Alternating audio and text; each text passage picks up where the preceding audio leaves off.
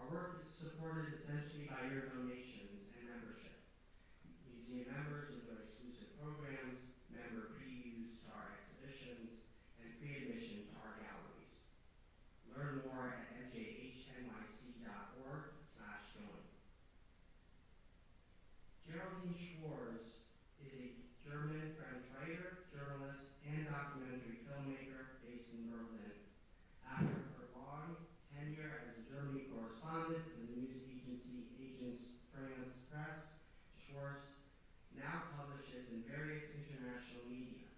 For her book, Les Amnestiques, Marion, translated into more than 12 languages, she received the European Book Prize in 2018. Those Who Forget won the European Book Prize, Germany's Winifred Peace Prize, and Italy's Nordsud International Prize.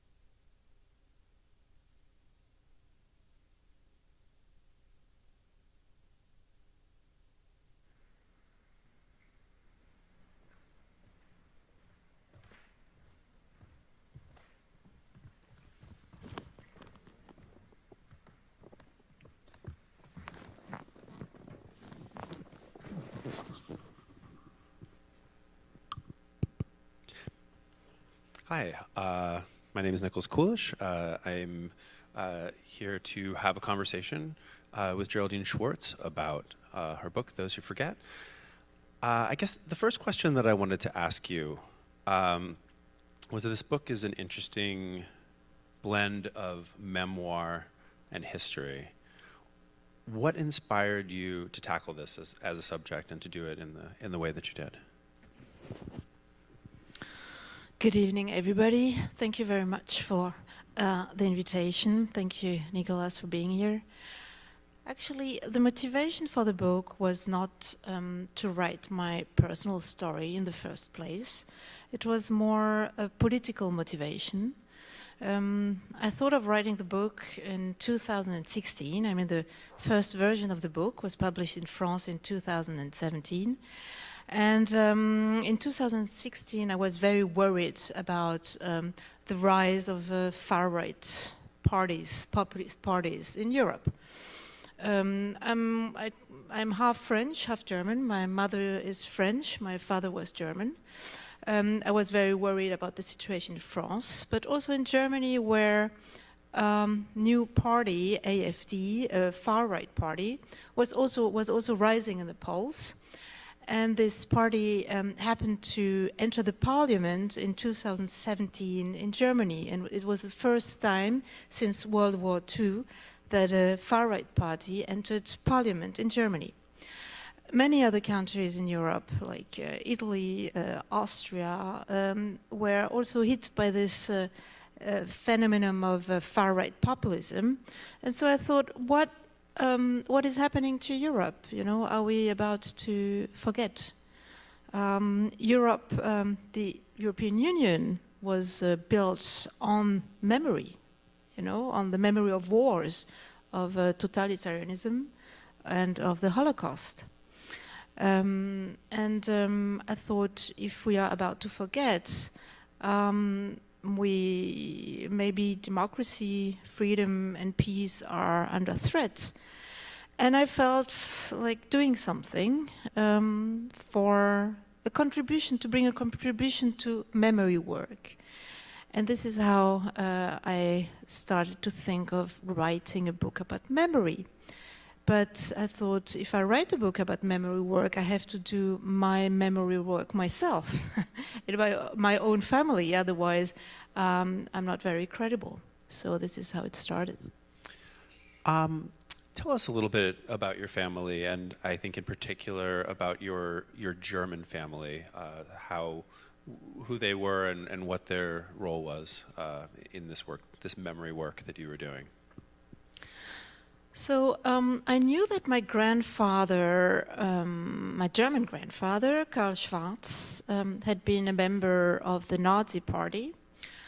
I knew that he wasn't a convinced Nazi, that he was more Nazi out of opportunism, but I didn't know very much more. And by writing the book, I discovered in the cellar of our family home in Mannheim, which is in the southwest of Germany, I discovered a contract that stipulates that my grandfather, Karl Schwarz, bought a company for a low price to a Jewish family in 1938, to the family Löbmann and Wertheimer. And so, yeah, suddenly I discovered that my grandfather was not only a member of the Nazi Party, but that he also really took advantage of the anti-Semitic Nazi policies of that time. This was, for me, maybe not a shock, but a bit of a surprise that I hadn't known it before. And my father helped me then, to write this book. Your father obviously has inspired in some ways your interest in this kind of work. For those who have read it, he was very early among those who really wanted to understand what had happened during World War II and very specifically during the Holocaust. But I'm wondering what you thought, sort of beyond your father. His sister, for example, has a very, very different attitude toward the past than he does. And, were you concerned at all about tackling this and about sort of quite literally opening up the dusty envelopes in the basement and revealing the family secrets? Well, I don't know if these were secrets. I was also the one who didn't ask questions. I wouldn't say that my father kept something secret. I think I just didn't ask very much. As surprising it might sound, this attitude was quite banal in Germany under the Third Reich, so that buying a Jewish company for a low price was not something spectacular. So maybe this is one reason why we never really talked about it.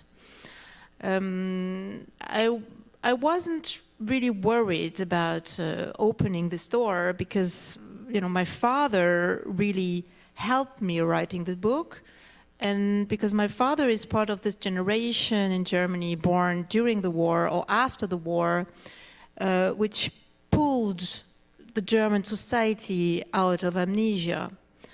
He confronted his father as soon as he was 15, 16, started to read books which were almost forbidden at that time about the Third Reich and the crimes. So I knew that he was fully on my side, and that maybe he would have also loved to write this book.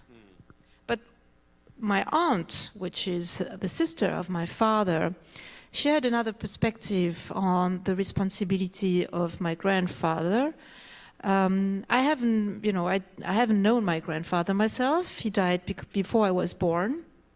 So I only had these two witnesses, these two first-hand witnesses. And my father was very severe with his own father, whereas my aunt, she would tend to defend her father by saying we can't understand, we can't put ourselves in the place of these people, we can't understand the time we haven't lived through. And for a long time I wondered how this difference came from between my father and my aunt. And I realized that my aunt was born 7 years earlier than my father. She was born in 36 and my father was born in 43. And that makes a lot of difference because she experienced the war. She experienced the bombardments on Mannheim and also the time after the war when, despite of all, the Germans did suffer, you know. And so she had another perspective on her family. Absolutely. I wanted to ask you, there's a concept that is very important in the book, and we even just spoke about it backstage, but what is a Mitläufer, or a fellow traveler, a follower? Why is this concept important for your book specifically? So, as I mentioned before, my grandfather's attitude was quite ordinary. And so I call him a Mitläufer in the book, which means somebody who follows the current, mitlaufen.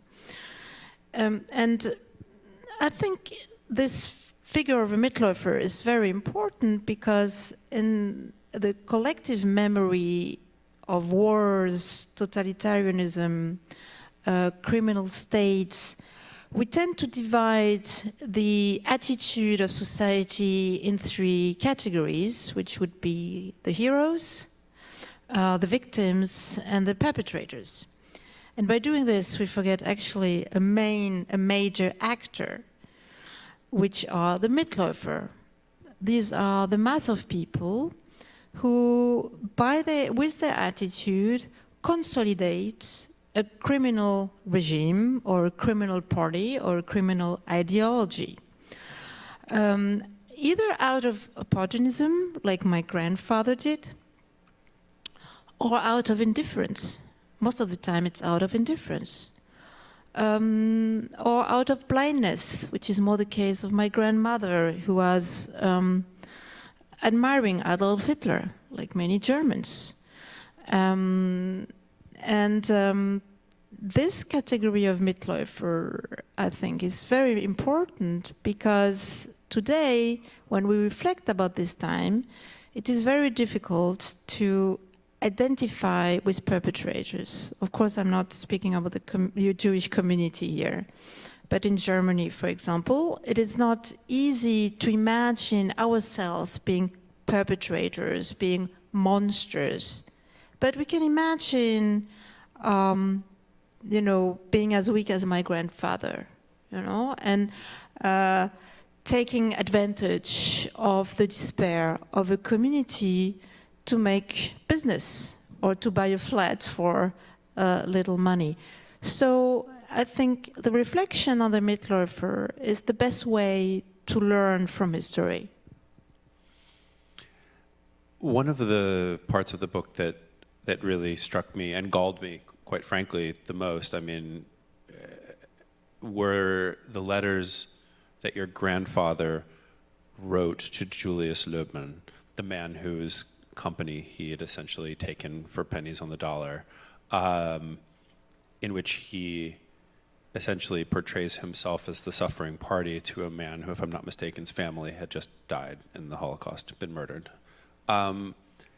Could you talk a little bit, because I think it is really interesting and it is really central to understanding this, could you talk a little bit about how your grandfather saw himself, where he would have ranked himself among perpetrators and collaborators, and kind of what he took out of this whole experience?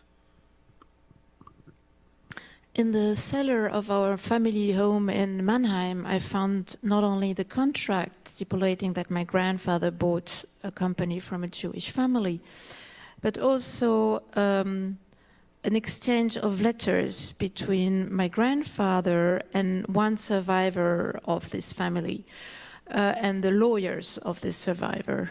His name is Julius Löbmann, Julius Leubmann managed to escape a camp in France. The Leubmann family, maybe we will get to that bit later, but got deported 1 year after having sold the company, or 2 years. In October 1940, they were deported to France. And Julius Leubmann managed to escape the camp in France, whereas the rest of the family was deported to Auschwitz, and most of them died. And Julius Leubmann, after the war, went to Chicago, and in 1948 he demanded reparations to my grandfather. And my grandfather refused to pay these reparations. So lawyers in the end forced him to pay these reparations, but this process took 5 years. And my grandfather kept not only the letters of the lawyers and one letter from Julius Leubmann, but also copies of his own letters. You know, at that time it was typewriting with a carbon copy. So he kept these carbon copies. And so I could read these letters, and I was one of the first letter he writes to Julius Leubmann. He pities himself. He compares his fate with the fate of Julius Leubmann. Julius Leubmann lost, you know, his wife, his son, his brother in the Holocaust, all his goods, and his country, Germany. And my grandfather writes how miserable he is. I mean, economically it's difficult, and the whole situation after the war for the Germans is terrible. And he writes, he has the one sentence where he says, "We Germans were, despite the fact that we never wanted this to happen to your community, we all have to suffer from it." He writes this. And I thought, is this symptomatic of the German society of the 1950s, or was it only my grandfather who reacted that way? And of course it was symptomatic for the German society in the 1950s. And in the 1950s in Germany, there was a state of mind which was called Schlussstrich-Mentalität, which means that there was this idea that everybody should forget about the past. Drawing a line between now and then. Yes, a bottom line. Many amnesty laws were passed, and even the Social Democrats who had suffered under under the Third Reich voted for these laws. Because in Europe at that time, not only in Germany, but also in other countries, the dominant idea was that the past can only divide society, and the past is a burden for a society which wants to build itself again. For a country which was ruined by war, it is important to have a unified society, and the past can only divide the society. And this was also the reaction in France, in Italy, in the Netherlands, in many countries. There was no idea of like learning from history or be accountable for history. And so most of the German people in the 50s felt that they were victims. And you can see this in the letters of my grandfather when he feels that Julius Leubmann will not give in. He becomes to be more and more aggressive, offensive, and he manages to invert the roles. And he himself becomes the victim, yes, and Julius Leubmann the perpetrator. And I think I will observe that when we talked about the personal history versus the history at large, I was aware of the German attitudes in the 1950s toward this and understood the Schlussstrich and all of these things. But honestly, the power of reading letters from one man to another man, where the German whose building was bombed a little bit, you know, after he took, I mean, is portraying himself as the victim to a Holocaust survivor who lost his family, drives it home in a way that I don't think that any history textbook chapter ever could. So I think that is, really, really important. There were a lot of things, I think, in this book that surprised me. And at one point, you talk about a cruise to Norway that your grandmother took. And it's very interesting. I wrote a book about Nazi hunting, and I remember for my research, I had to read a year of the Völkische Beobachter, which is one of the main Nazi newspapers. And I was expecting a lot of anti-Jewish propaganda, a lot of anti-Soviet propaganda, the sorts of things that I read about and learned about in textbooks. And in fact, it was all, there was a celebration here for the Spring Festival, and our beautiful children, performed. It's a very sort of upbeat thing. And I was wondering if you could talk a little bit about the side of the Third Reich for the Germans who were not persecuted, who were not Jewish or Roma or Social Democrats. What were the appeals of Nazism that we don't usually learn about? Well, I think one key of the success of National Socialism is that it managed to give the feeling to the people that they were treated equally, which is, except of course those who were persecuted. There was the concept of Volksgemeinschaft. Volksgemeinschaft being you can compare it to a body, and everybody in this body had a function. And to function, this body needed everybody, except those who were considered as contaminating this body. I was myself, by doing this research, I was amazed by also how much I forgot about the socialism part in National Socialism. But this was only an illusion, because actually, Hitler was not a socialist at all, and there was no economic revolution under National Socialism. The classes remained as they were, but they gave this feeling of equality. And maybe one of the strongest or most visible social norm that the Nazis invented, more or less, are these entertainment and holiday subsidized Subsidized by the state. And there was an organization organizing this, which was strength out of joy, or yes. Kraft durch Freude. Kraft durch Freude. In English, I'm not sure about the translation. Which would really generally offer entertainment to the Germans for a very low price. Mm-hmm. But not only entertainment, but also holidays. And my grandmother, she had the chance to take a cruise to Norway on a brand new ship with, hot water, individual cabins, swimming pool, restaurants, hairdresser. For a woman of her condition, of her social right. condition, it was a little revolution.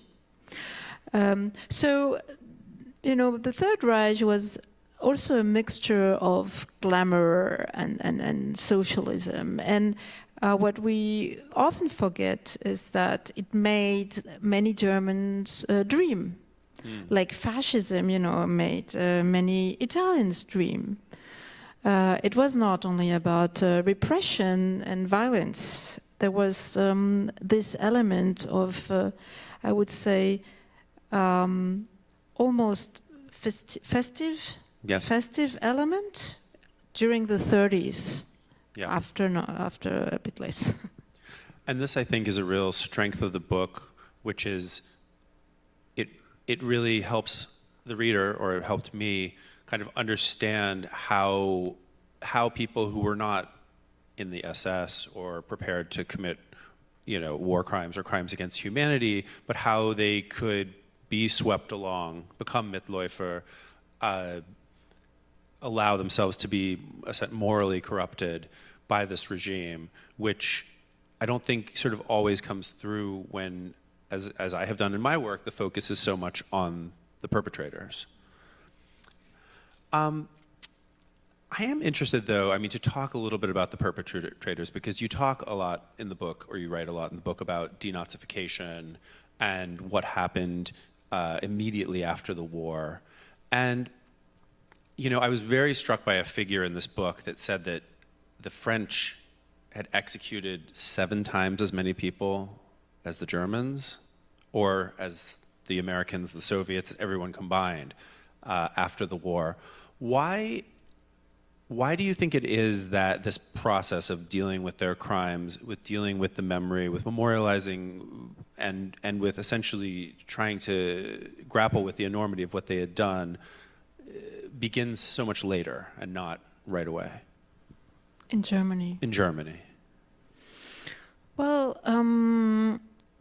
first, because this society was not really divided. A minority had resisted, but the majority of the people had been Nazis. They were, of course, not all in the Nazi party, but they were all Mitläufer. Whereas in other countries, maybe like France, the society was more divided. So in Germany, there was probably a kind of consensus that everybody should forget about the past. And so this made it, of course, much more difficult to face the past. So there was a consensus in society. Then there were no victims anymore, they were dead, and the one who had survived didn't want to go back to Germany. So the Jewish community was very small. The Jewish community, which was still living in Germany, of course, didn't want to speak about the past, because they were very worried they might be stigmatized again. On the political side, Konrad Adenauer, the first chancellor of the Federal Republic of Germany, also helped this amnesia, this spirit of forgetting, by passing these amnesty laws. And Konrad Adenauer had a quite difficult position, because he wanted West Germany to be part of the Western world in the context of the Cold War. And he knew that only if he would apologize and he would recognize the crime of the Third Reich, he would have the chance to get Germany, West Germany, back in the Western world. And so he did recognize that the German state was responsible for these crimes, and he acknowledged also the crimes against the Jews. But this was towards, the international community. He also knew that the German society, was not ready for that. And so he had a kind of schizophrenic attitude, because he would, towards his own people, he would be very lenient and say that the German people were innocent. So he contributed to nourish this myth of German people being innocent, and the myth that the Nazi crimes were only the result of a little group of criminals around Hitler. And this is probably one of the reasons why also a majority of the German people were in favor of the Nuremberg trials, because it was convenient, some, guilty criminals were put on trial, and that would absolve the rest of the population. you know, in the end, at the end of the 50s, there were no Nazis in prisons anymore in Germany, except Albert Speer. He was still there. Right. He was the only Nazi in prison at the end of the. And even the idea that Albert Speer, who had essentially overseen a murder through work regime for armaments, was alive rather than one of those executed is itself astonishing. I mean, I'm really struck by the fact, you know, you picture justice and how you'll find the people and prosecute them and do that, and then you read about 1945 and how, you know, the prisoners of war were starving in the camps and the people outside were starving, and they didn't have men to harvest the crops. And so essentially millions of soldiers are released, barely vetted at all for war crimes, just so that, because the Allies know that if millions of Germans starve to death while they're occupying, that they will then in turn, you know, have committed a crime. But it's as if there are too many people, too many criminals to actually grapple with it right away, when every third person. And it was also in the interest, of course, of the Allies, especially of the United States, to rebuild West Germany, you know, in the context of the Cold War, that actually helped a lot West Germany to be rehabilitated quickly by the Allies. My father also said Germany was actually very lucky that there was a Cold War. Yes. So that the Allies, you know, were just happy that Germany accepted more or less to be a democracy, at least on an illusion of democracy, starting in 49. So there was a kind of deal, because the Allies really needed West Germany in order to resist to the communist enemy coming from the East. I think, you know, even understanding that there was a desire to forget, an amnesia, I was still amazed to read in your book that in the 1956 edition of the Duden Dictionary, which is sort of like the Oxford English Dictionary, I mean the defining, you know, the language defining dictionary, the word Konzentrationslager, concentration camp, was not even in the dictionary. How deep was this desire to forget, and what sort of jumps out at you as the most stunning examples of a will to ignore what happened? Well, my father told me that it was almost impossible to know anything about the Third Reich and the Second World War. I mean, it wasn't taught at school, it wasn't in the medias, the books were not in the libraries. He had to ask for a special permission to get some of the books who were mentioning the crimes of the Third Reich. It was almost forbidden. And there was a kind of consensus in society that nobody should ask what they have done under the Third Reich. So the young generation didn't know, but even, I mean, most of the Germans didn't know what was Auschwitz at the beginning of the 60s. It was thanks to the Eichmann trial that suddenly the Germans were, you know, confronted to the reality of Auschwitz. So there was a lack of information. But there was a little window, I think, 1945, 1947, when, especially in the American zone, the American, you know, had medias, American medias spread in the zone, and these medias did inform the readers about the concentration camps, and there were also pictures. My aunt remembers seeing these pictures in the medias. But when Konrad Adenauer was elected in 49 and the Federal Republic of Germany was created, it was more or less the end of this denazification, and a new process started, which was de-denazification, because it was considered as a humiliation for the Germans, this process of denazification. So in the 50s, it was probably very difficult to get any kind of information for the Germans. You mentioned the Eichmann trial, but that of course, takes place in Israel. What do you think?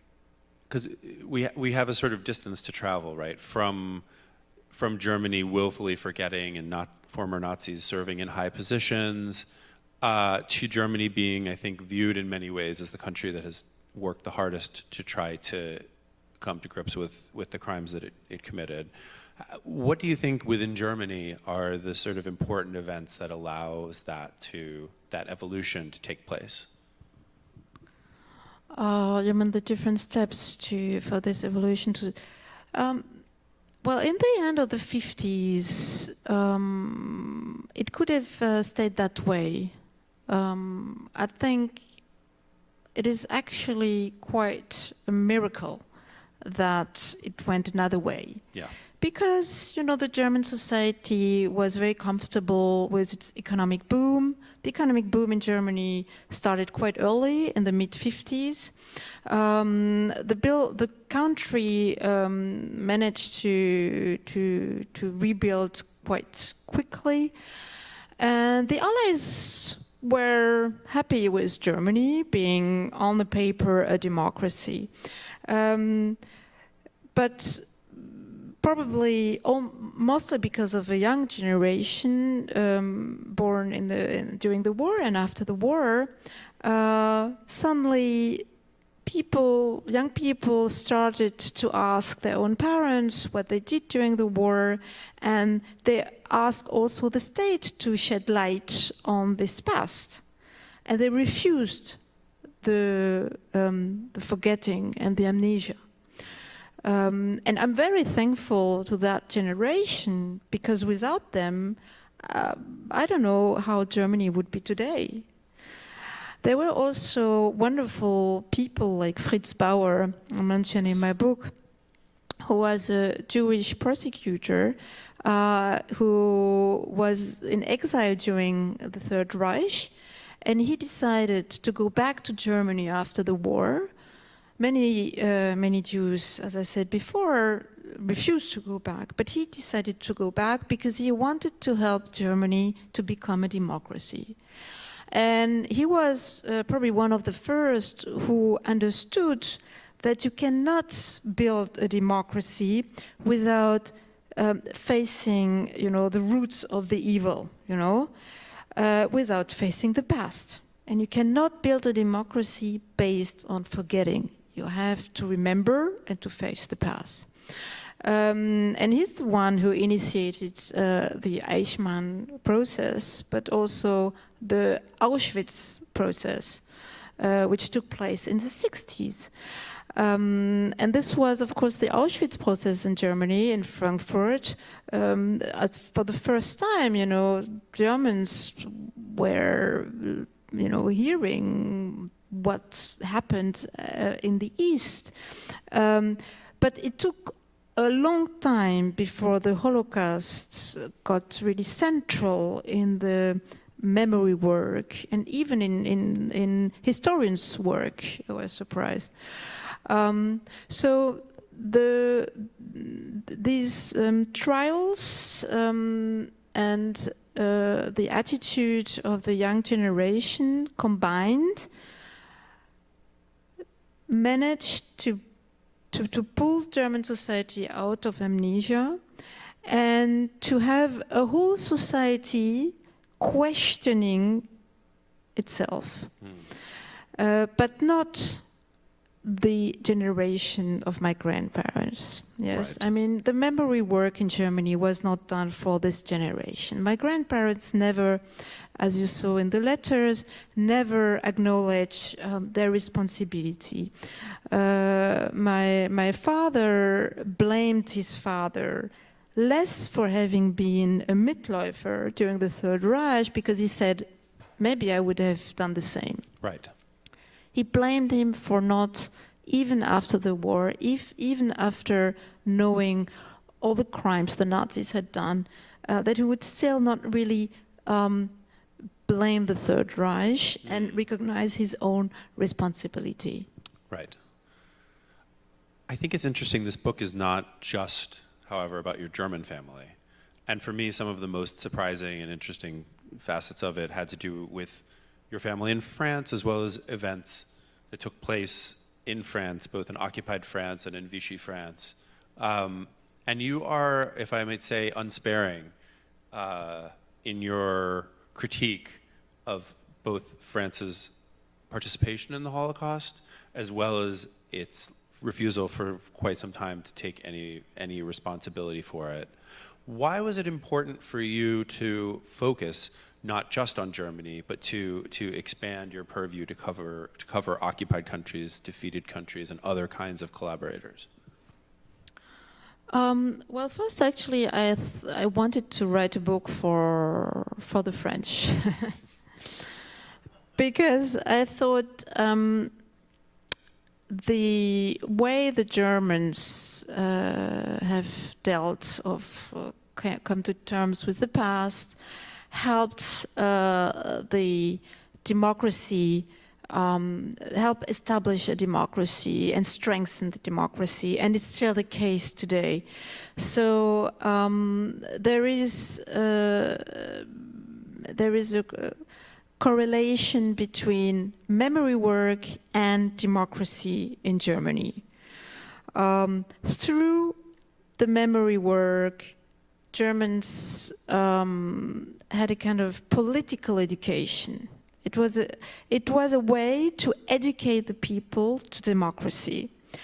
And I thought in France, where the far-right party is very strong, but also the far-left party, I mean, far right and far left are had more than 50% of the votes in the last presidential election, which is never a good sign for healthy democracy. I thought, well, maybe it could inspire the French that through memory work you can strengthen democracy in society.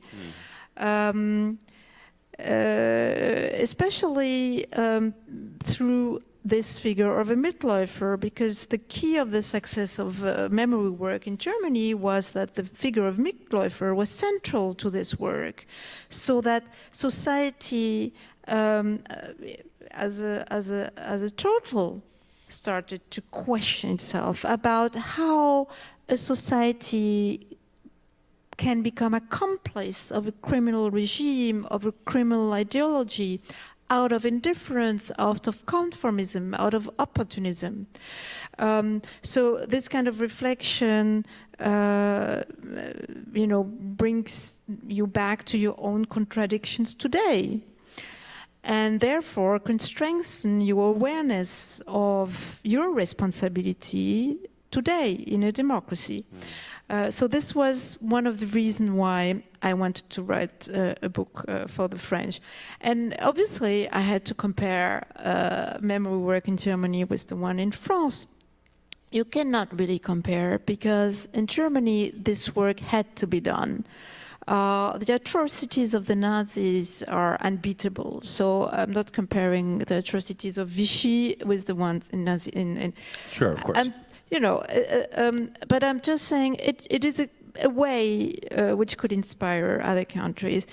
In France, I asked my mother, what she knew about her parents and the attitude of her parents during the German occupation of France, and she didn't know much. And this surprised me, because my grandfather on the French side had been a gendarme, so a policeman, serving the Vichy regime. So myself, I did my little investigation, and I found out that my grandfather served in a little village in the Bourgogne in France during the war. I went there. I wondered what did he do in this little village, a beautiful village, by the way, in the Bourgogne during the war. It was on the division line. France, after the war with Germany in 1940, June 1940, was divided in two. The north was occupied by the German army, the Wehrmacht, and the south was the so-called free zone, which was under the government of Maréchal Pétain. It was a pro-Third Reich government, which collaborated with Hitler, because Maréchal Pétain thought Hitler would win the war, and so he wanted to secure a place in the future Hitler's Europe for France.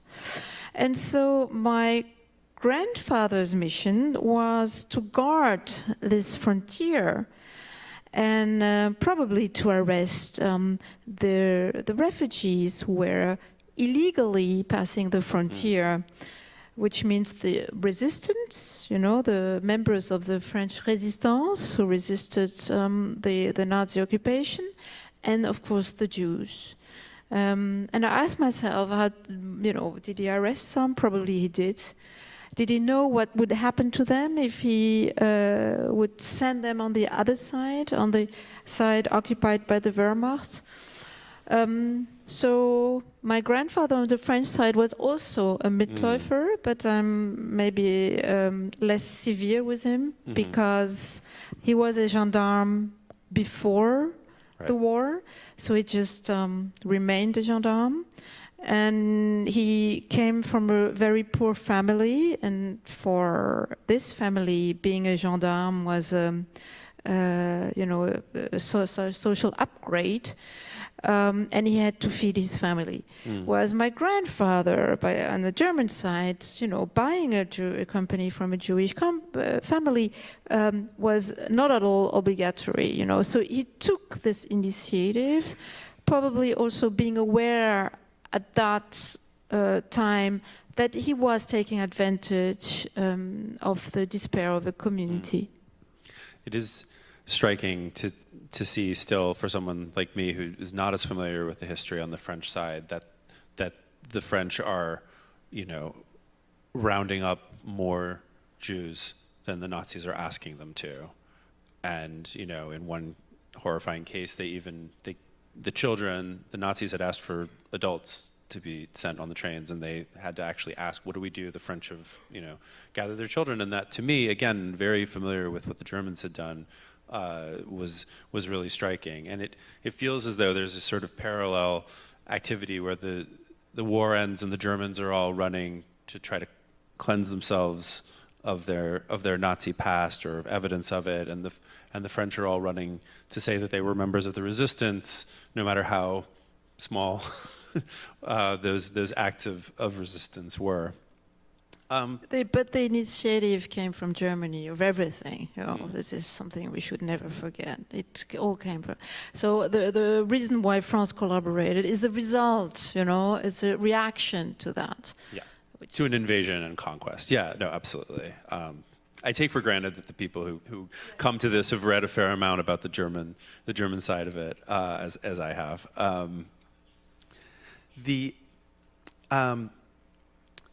Some of you in the audience might have seen there was a cover story in the Atlantic Monthly, and I guess it was November or December, where the author Clint Smith, the American who wrote the acclaimed book How the Word is Passed, about sort of memory and slavery in the United States, goes to Germany to try to understand exactly this memory work that your book is about. And he describes it as the German memory work is highly relevant to fights about public memory taking place in the United States today. And I'm curious to what extent you view the questions that you grapple with Germany, with France, with the Holocaust in this book are universal and are necessary to understand where we are going and what we could do in the future. Well, the figure of Mitläufer is not German, it's universal, and it's not only related to the Third Reich, it's timeless. One of the reasons why, you know, I think maybe in France, but not only France, I mean, most of the countries haven't properly done their memory work in Europe, you know, it's not only France. And probably the most surprising case is Italy, you know, because Italy was the first ideological and military ally of the Third Reich, and fascism was born in Italy. So it's even more surprising. And France did a memory work. You know, it took time, but starting in the 80s, I would say, some huge work has been done. And there is also in the collective memory, there is a shame, you know, of that time.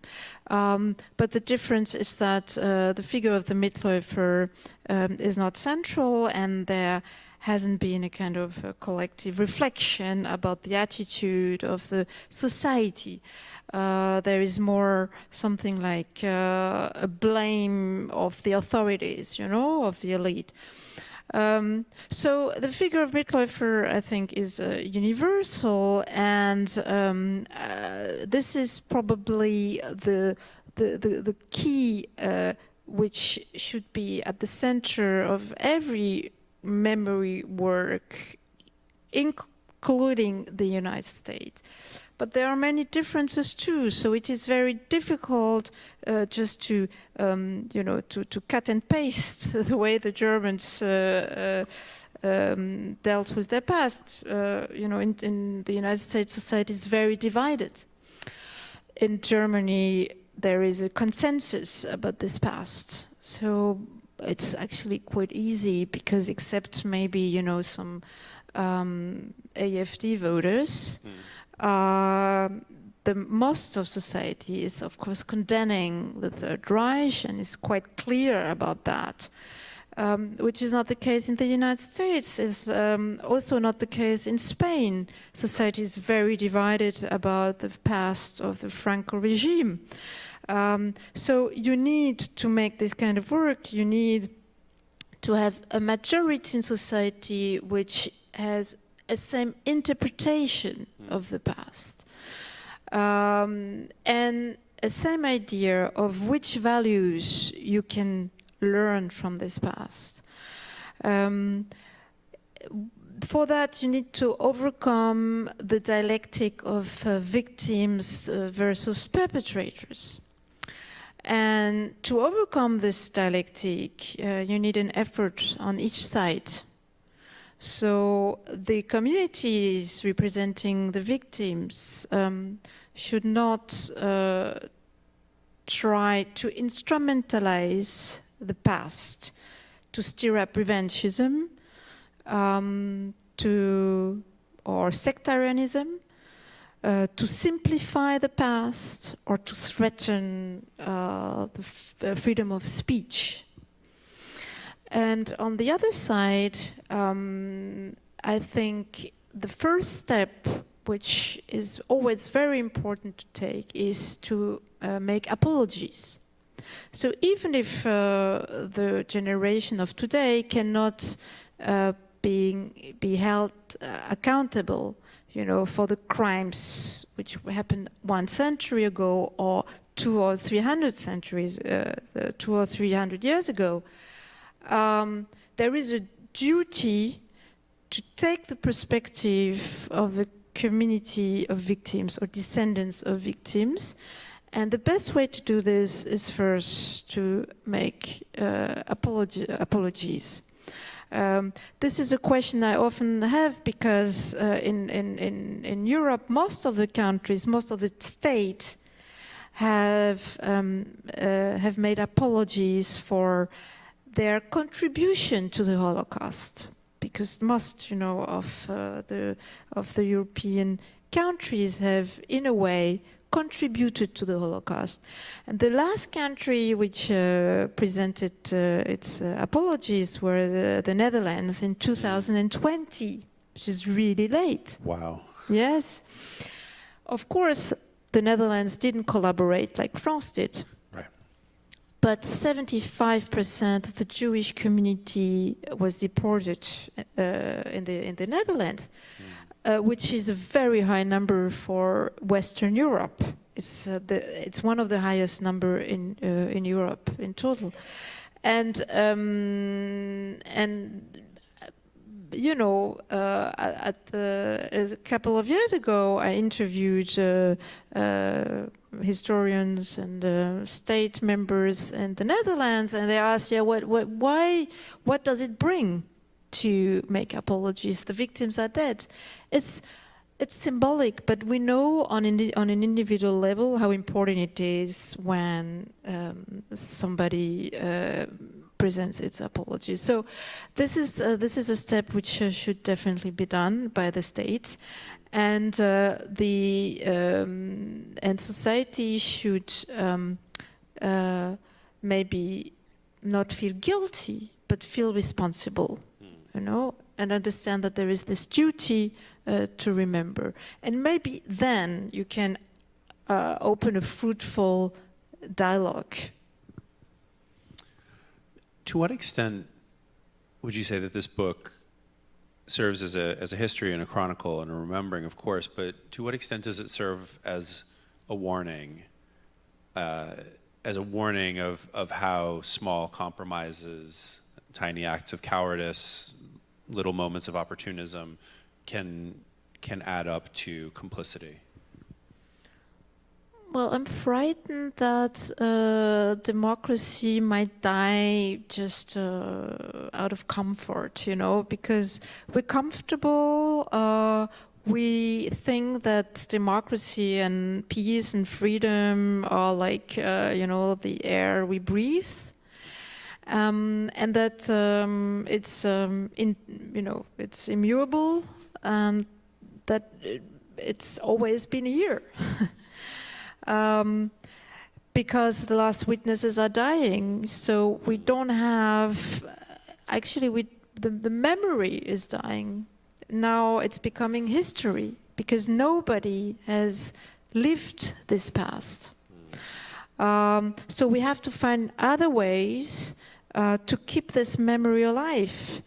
And I think one way which is important, so we have to change the perspective, and maybe in Europe, in Germany especially, we should not try to pass this history along in a culture of guilt, because this discourages the young generation.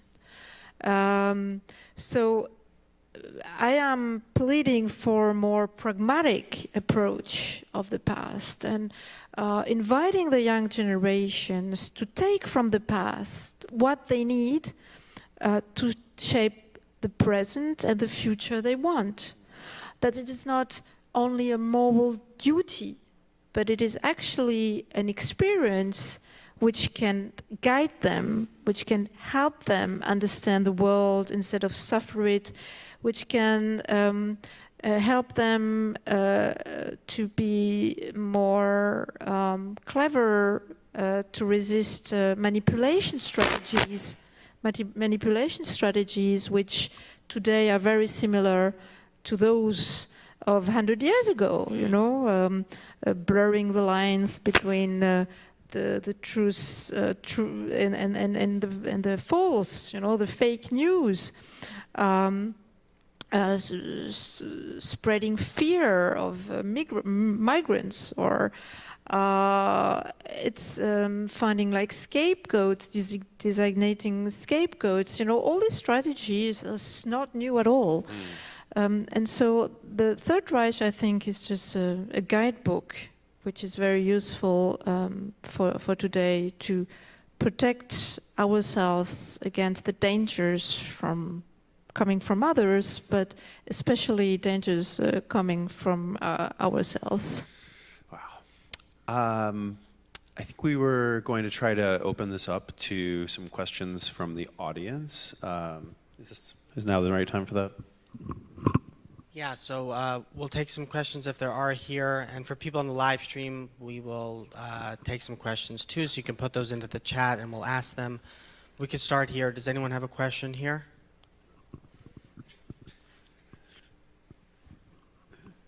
Fascinating book. I'm going to buy it.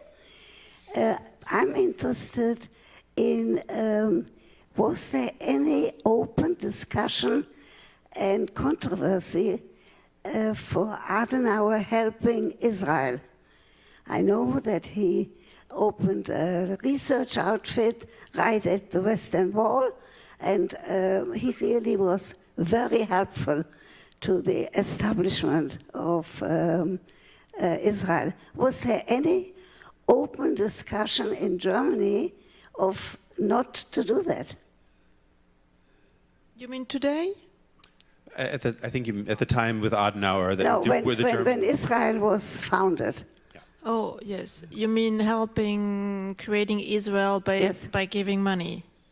Yes? Yes. 3 billion. Oh, yes. I mean, he didn't have any support.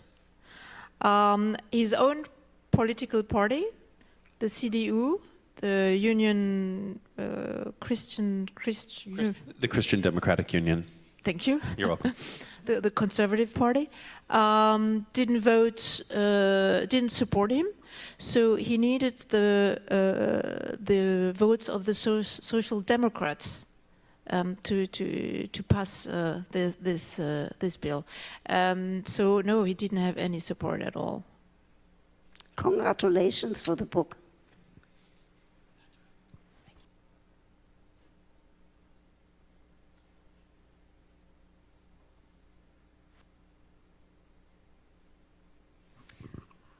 You spoke about the fact that after the war, the Germans were basically unapologetic about the slaughter of the Jews. And they didn't seem to support them in any way. How do you describe or understand the fact that worldwide now, you don't really have support for Israel? There doesn't seem to be any recognition of the fact that that country must exist and be powerful, militarily powerful, to defend itself. Instead, you hear constant criticism of, well, they aren't nice to the Palestinians. Well, I think we should separate both issues, you know.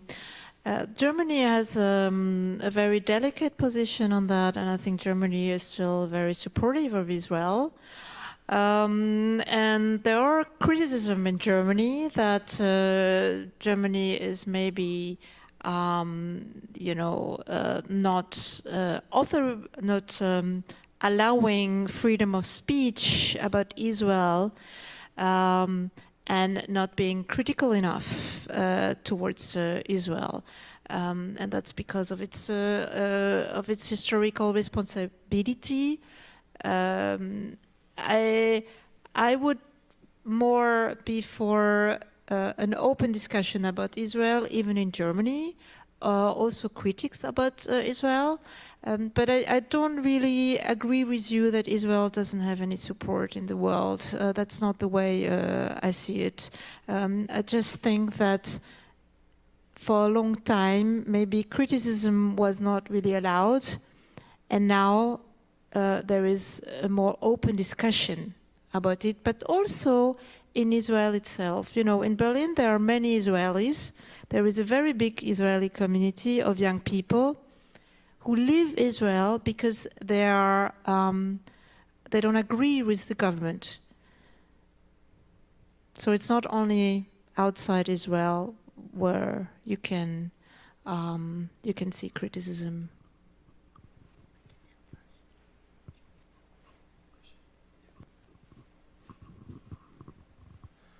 Ich würde meine Frage auf Deutsch sprechen, zu stellen.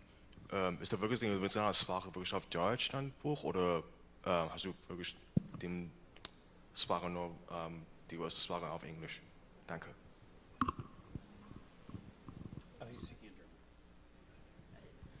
Ob es auf Deutsch und auf... Ja, genau. Wie viele Sprachen, oder? Ja, nee. Ist dein Buch die Originalsprache, dass du wirklich ein Buch ersten geschrieben hast? Ist es auf Deutsch und dann... Ja, genau. Ob ich es auf Deutsch geschrieben habe? Ja, genau. If I wrote the book in German. No, I wrote it in French, because you know, I thought the Germans know about it, so I really thought it's a Yes. book for. It's not a book for Germans. Then I was surprised because the book was well received in Germany, and maybe I understood that a pure German person, an only German person, could not have written this book because it's perhaps too much of a praise of Germany's memory work, and Germans would not dare writing a book which praises their memory work as much as my book does. So because I'm French, I was, you know, I was allowed to write this book, and it was well received in Germany.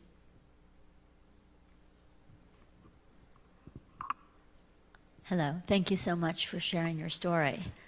My gosh, probably finding those things in the basement or the attic must have been pretty overwhelming for you. So I was curious a little bit about how you approached your family, your father exactly, the first time you found it, and how he responded when you asked him those questions, because it must have been an awkward moment.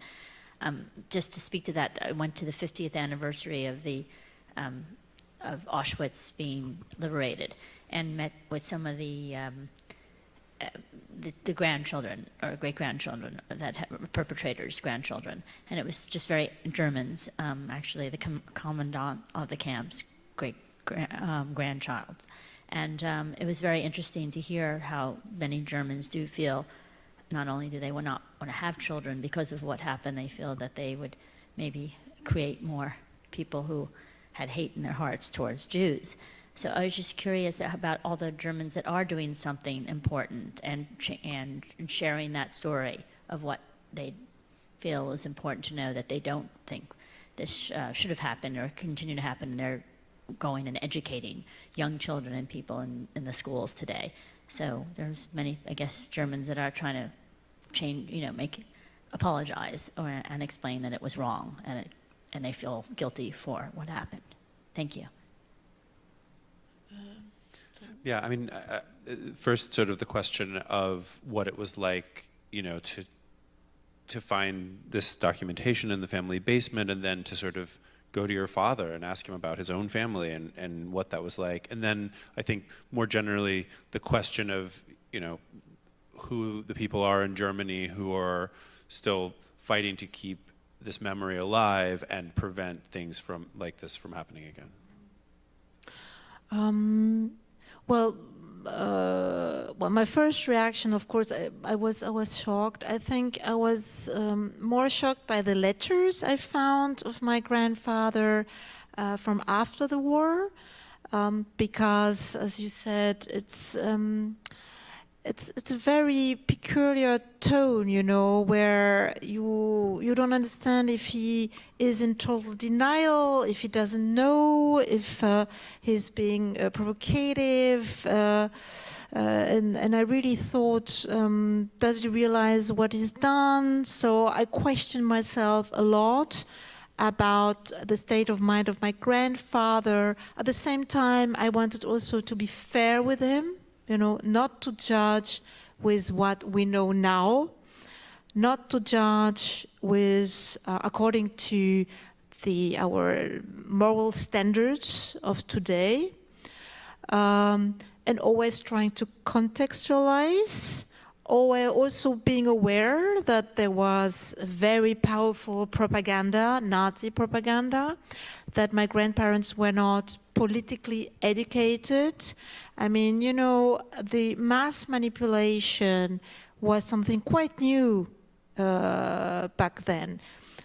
It is, I think, even more worrying today that these manipulation strategies are efficient, because we should actually know about it now. But back then, it was a bit new. And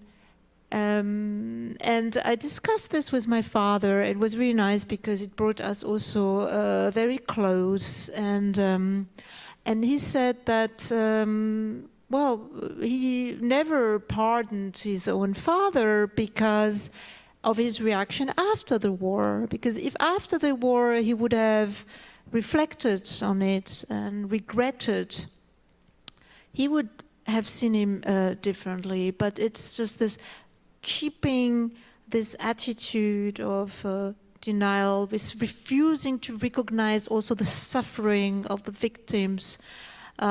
This is so insulting, this is so violent. So this is I think probably the most painful part of my work, just recognizing this. Then in Germany nowadays, I would say there is, unfortunately, in the young generation, like in many other countries, growing disinterest for this past. And we really have a problem there, because the last witnesses are dying, and so it's now the third generation after the Second World War. For them, it's a distant past. And I don't think they understand why it is so important to remember and how actually their own future depends on not only on remembering, but on how they remember. Because what is important about remembering is not only remembering what happened, but how it happened. It's all about the how. And this is where you can reflect about a whole society become accomplice of a crime. But there is, at schools, in museums, memorials, I mean, the memory is omnipresent in Germany. I mean, Nicholas was correspondent for the New York Times in Germany. I mean, you cannot, I mean, you cannot walk more than 100 meters in Berlin without seeing some sign of memory, some remembering of memory. So it's all there, but you need, in order for these memorials or these ceremonies to have a meaning, you need the people to understand, you know, what actually these memorials and these statues, what they actually represent. So you need some historical knowledge. If you don't have any historical knowledge, you know, then these are like empty shells. You know, it doesn't say anything to a generation who doesn't have a knowledge of this past. So there is in Germany a lot of discussion about how to get the generations to get interested, and how maybe to relate more the past and the present. This is also very, very strong, like I do actually in my book.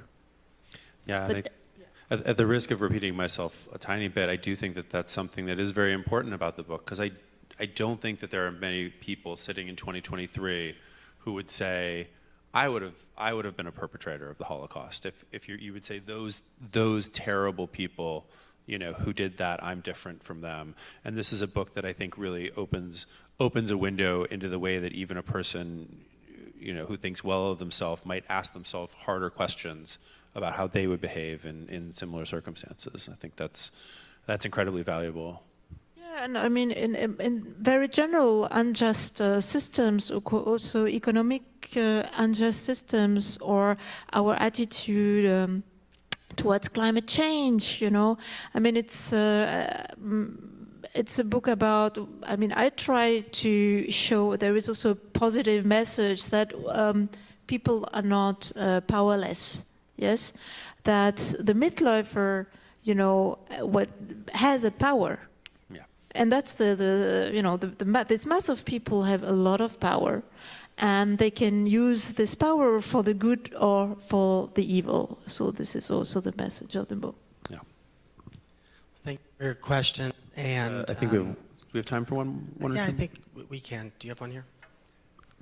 Two questions. Do you equate Mitläufer with collaborator, or is that something different? And also, I was just wondering, I've been in Berlin for a good while, seen all the monuments and memorials. How much are school children brought to those? Are you aware if school children are brought to these memorials and the stories are told, and go to the Jewish Museum, etc. And how much is that going on now? Just very quickly for the people on the live stream, because you weren't quite in the microphone, that there are two important questions there, and one is to what extent do you equate Mitläufer with collaborator specifically, and then the second question is about the degree to which young people are brought to the many locations of commemoration and memorialization, and the sort of history that you have, that has the infrastructure of memorial and memory that has been built in Germany. Well, I mean, a collaborator designates maybe more states or authorities, like the French authorities who collaborated with the Third Reich, really out of opportunism. Mitläufer is more, I think, the profile of somebody who goes with the flow and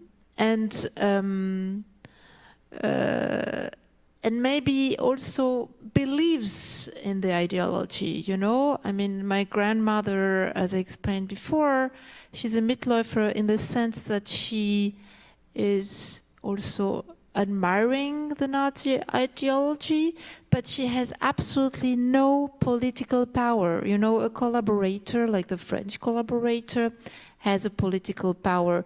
The Mitläufer has nothing, has no important role. None of the Mitläufer played an important role. The one who played an important roles were much more than Mitläufer.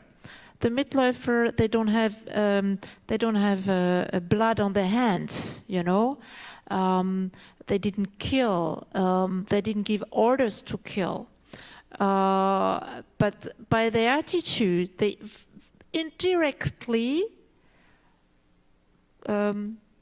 showed to the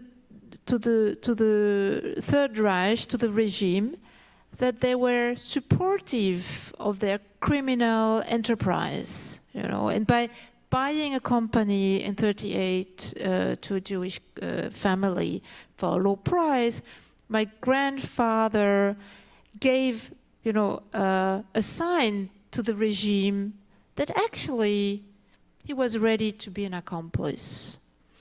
And this is very powerful because I think the Third Reich was quite cautious and went step by step, seeing what the German society would accept or not. And so by showing that actually he accepts these kind of anti-Semitic policies, the Mitläufer indirectly encouraged the criminal regime to go even further. For your second question, I think the German classes all go to the memorials and to the concentration camps. It is really part of their agenda, and it's very much present in the schools. And I think what we probably must more worry about is what they learn from it. It's you know, it's the question which is also central in the book, you know, you should also learn something from it. It's not only about acknowledging that something happened in the past. You have to feel that you have to relate to it. And I think maybe a good way to do this is through the family stories, because the family stories give this past something, you know, a personal dimension. And this past is not anonymous anymore. It's not distant anymore. It becomes part of the family.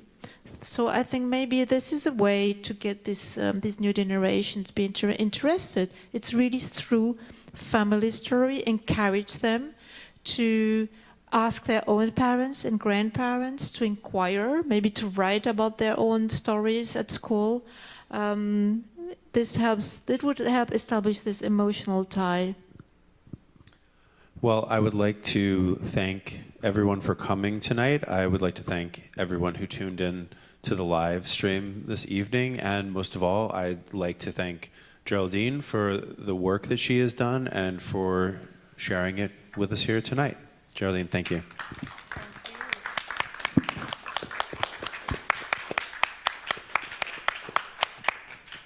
So much, and copies of the book are available for purchase in visitor services. Those tuning in the live stream, you can get a book at shop.mjhnyc.org, and Géraldine will be with us to sign copies. Thank you so much again.